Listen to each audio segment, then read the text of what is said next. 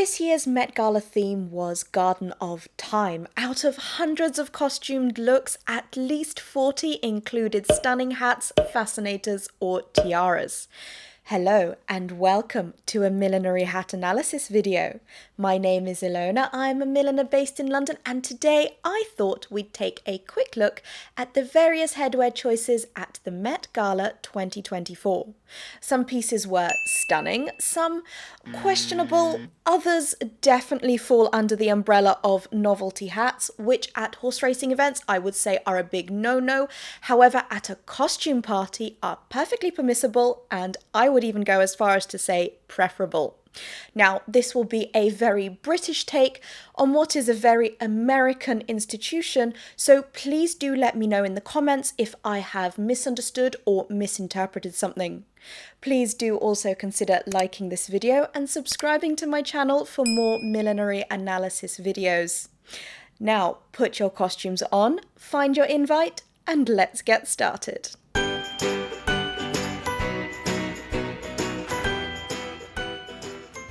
This year's theme is a little lost on me. I feel that by basing a theme on something very highbrow that requires reading up on literary references and an in-depth understanding of fashion history is very exclusionary. The theme is named for a short story published in 1964 by J.G. Ballard. A costume party should be fun and playful, not snobby and difficult to understand from a first glance. So in the interests of fun, I will ignore the theme and look at just the hats and how they worked with the outfits. My most favourite look was from Zendaya, who wore a vintage Givenchy gown paired with a hat that looks like a bouquet of roses. I love the detail in the stems sticking out at the top left of her head, accompanied by the surreal turn forward of all the flower heads. The bulky flare and train of the dress are just as dramatic as her hat, which is why this look works so well. The pops of yellow, pink, red and white in the roses provide a much needed burst of colour amongst all the black drapery. Her second look was a mermaid dress by Maison Margiela paired with a teardrop perching beret by Stephen Jones. I would describe this look as punk meets classical statues. In the hat, you've got the haphazard veil and faux distressed feather, which looks like it's made with a ripped stocking pulled onto a wire frame. In the dress, there's sumptuous blue organza layered with crin with beautiful bronzed grapes at her hips, arms and shoulders. If we take a quick look at the back, we can see that this hat is fastened with a hat pin, a very classic method of attaching hats that we don't see much of today. In all, this is such a fantastic costume and a great example of how the wearer can work with a good team of stylists and designers to have a look come together so successfully. I might as well continue with my favourite looks, so next up is Pamela Anderson, who looks stunning in her champagne Oscar de la Renta gown and matching faux feather headpiece by Noel Stewart. There's definitely a theme developing here. The lightness of the feathers match the floatiness of the chiffon gown. This is a perfect example of how to harmonise a headpiece with a hairstyle. Pamela's French twist, secured with a rhinestone pin, does not take away from the beauty and elegance of Noel Stewart's arrangement. I can't quite figure out what these feathers are made of. If I had to guess, I'd say they are either strands of fine cinnamon or pinnock pock, or stiffened threads. With Pamela Anderson's history of campaigning for anti-fur and other PETA initiatives, it's no surprise that she has opted for faux feathers rather than real ones.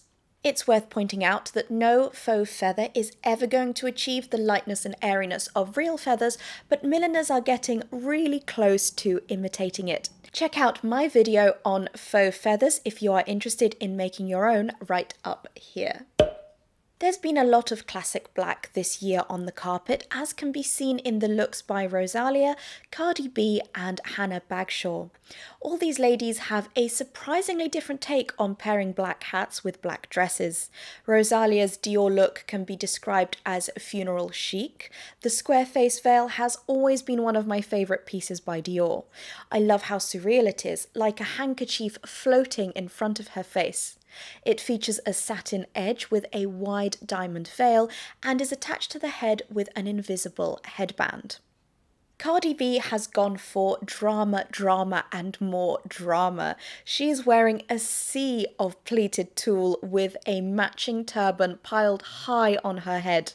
To pull off such a tall turban, a dress of this size is definitely needed, although I'm not sure how comfortable she will be sitting at her table at the event itself.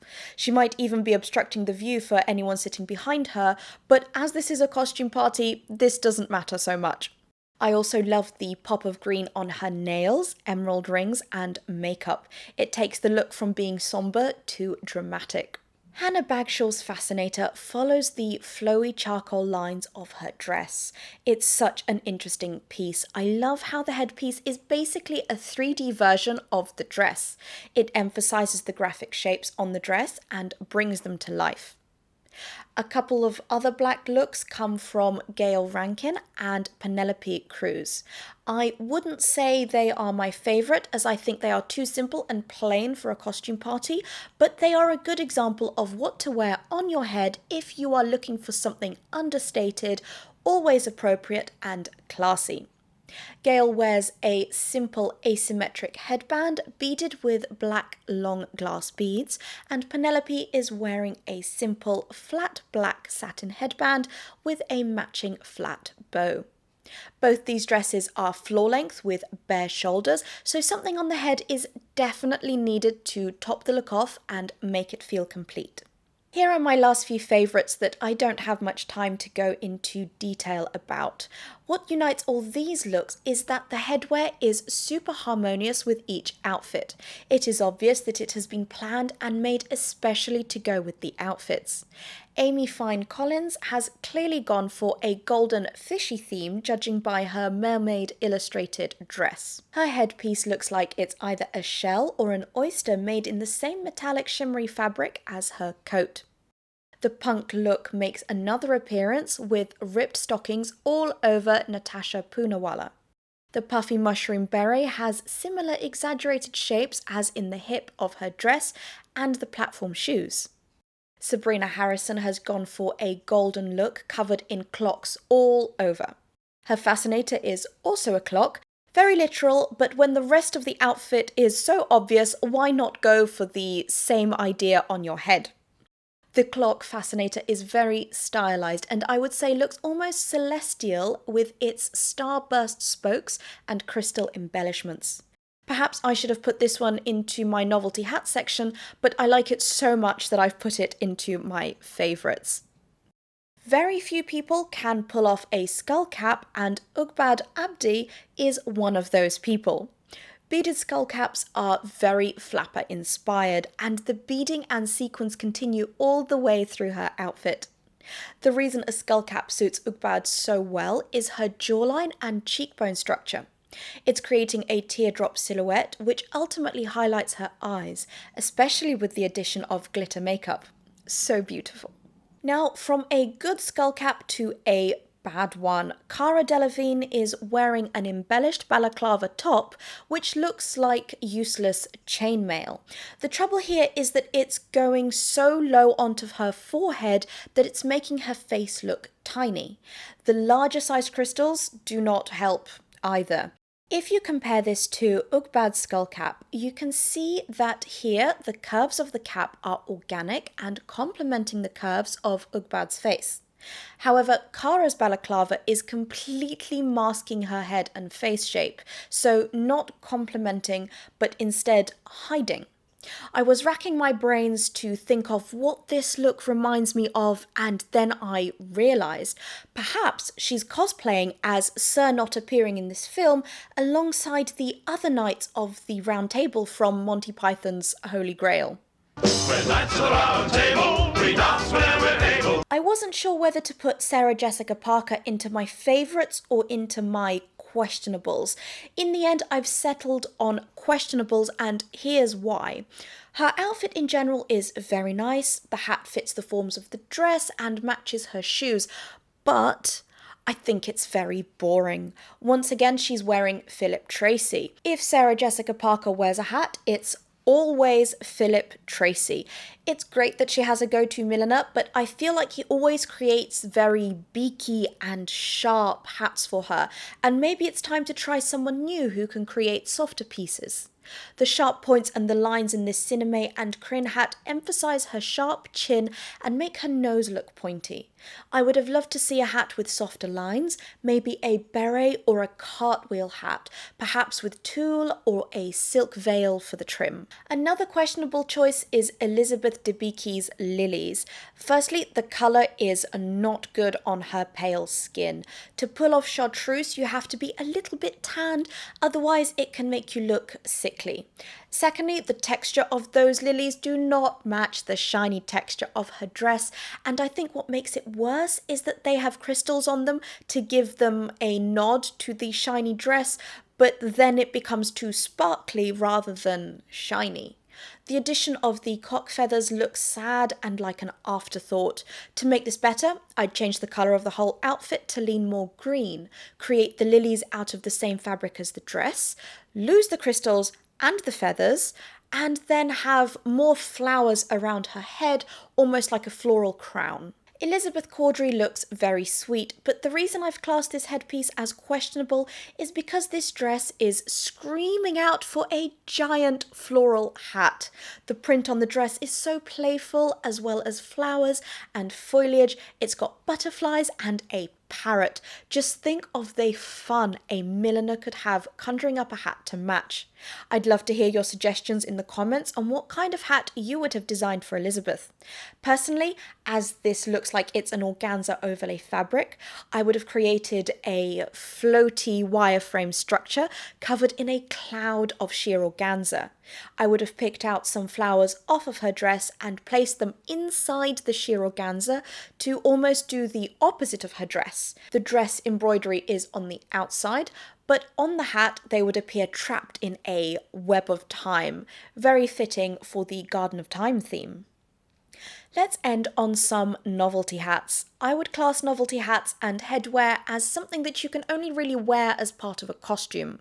First up, Harris Reed. What a stunning halo hat, complete with arrow-pointed turkey feathers. The large-scale chinoiserie print lends itself so well to the black outlines of the halo. This is clearly a wireframe structure that is sitting on the head with a headband. I love the space left empty between the black halo and the outer layers.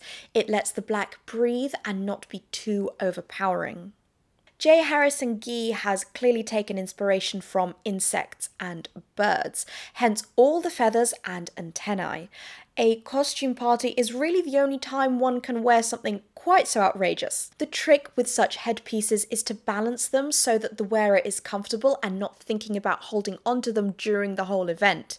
I think she looks very comfy and happy, so hats off to the costume maker who has accomplished this piece. Lana Del Rey's look isn't my favourite. She looks like she should be part of the wall of brambles at Sleeping Beauty's castle. I think this brown drowns her out. The thorny brambles on her head look real, and while this is actually rather nice, they make the fake brambles on her dress look more fake. After all, who can compete with nature? I think this would look better if the same dress brambles had been incorporated into her headpiece, or if the real bramble headpiece was worn with a different costume. And this concludes my roundup of favourites, questionables and novelty hats and headpieces from the Met Gala in 2024. Let me know in the comments if you agree or disagree with me. Perhaps I missed your favourite look of the night, so tell me who that was and I will look them up. As always, the link to purchase the hat that I am wearing is in the description box. With Royal Ascot coming up and the wedding season well and truly open, I'm sure I've got something in my shop to suit you and your needs. Thank you so much for watching, liking and subscribing, and I will see you next time. Bye.